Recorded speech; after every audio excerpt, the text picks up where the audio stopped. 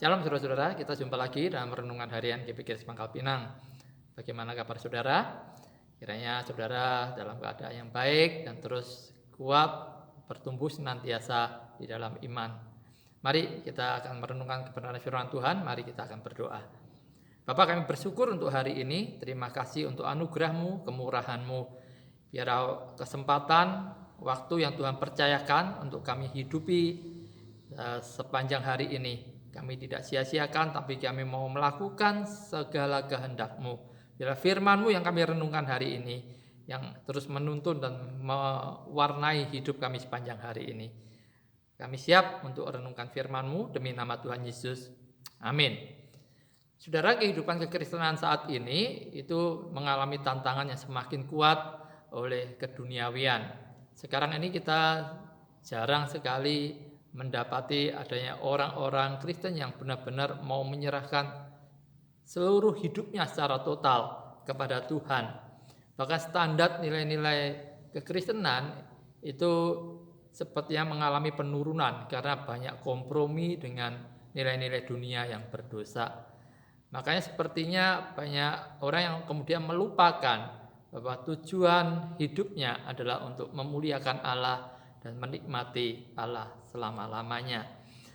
Maka marilah kita menjadi orang Kristen yang otentik, orang Kristen yang memang tidak mau berjalan dengan kehendak diri sendiri, tapi mau belajar terus mencari kehendak Tuhan dan melakukannya dengan sukacita. Untuk itu kita mau mempersembahkan hidup kita menjadi persembahan yang hidup, yang kudus bagi Tuhan.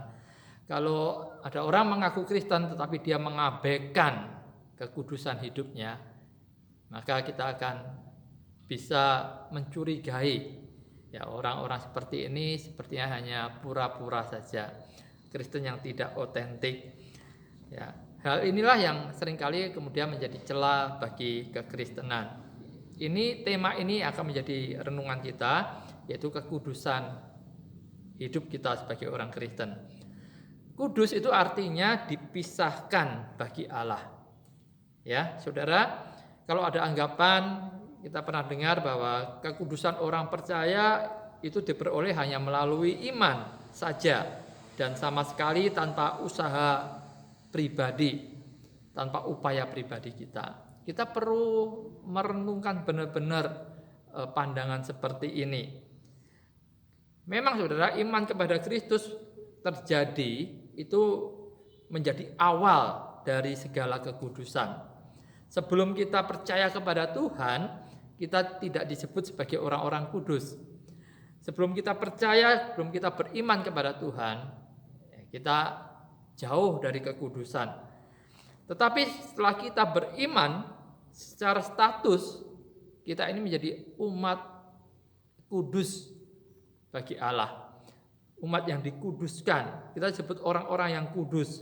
Tetapi secara praktik hidup kita, saudara, kita masih terus harus berproses hari demi hari untuk hidup kudus bagi Tuhan. Perlu kerjasama, perlu upaya kita dengan pimpinan Roh Kudus.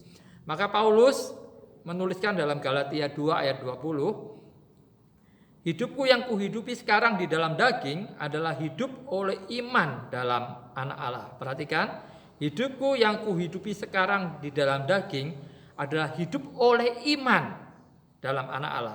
Tetapi dia juga menuliskan, aku melatih tubuhku dan menguasainya seluruhnya, di dalam 1 Korintus 9 ayat 27. Juga banyak ayat lain Paulus tulis, marilah kita menyucikan diri kita, baiklah kita berusaha, marilah kita berlomba dengan tekun dan lain-lain. Artinya ada upaya, ada sesuatu yang harus kita kerjakan, yang kita upayakan, yang kita perjuangkan. Maka G.C. Ryle mengatakan ada perbedaan iman yang membenarkan dan iman yang menguduskan. Dia mengatakan iman yang membenarkan adalah hasil kasih karunia yang kita terima hanya dengan percaya, berserah dan bersandar kepada Kristus. Jadi semua orang yang percaya kepada Kristus akan dibenarkan, hanya percaya saja. Tetapi iman yang menguduskan adalah kasih karunia yang sama seperti pegas utama pada jam dinding yang mendorong ya orang percaya menuju kekudusan. Jadi perlu respon usaha kita untuk rela mengikuti dorongan kasih karunia.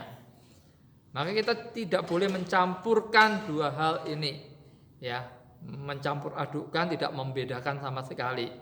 Dalam pembenaran kita diajar untuk percaya, ya, hanya percaya saja. Tetapi dalam pengudusan kita diajar untuk berjaga-jaga, untuk berdoa, untuk berperang. Jadi praktek hidup dalam kekudusan adalah oleh iman yang disertai dengan perjuangan, perbuatan usaha kita. Kita meresponi pimpinan Roh Kudus dalam hidup kita, meresponi kehendak Allah.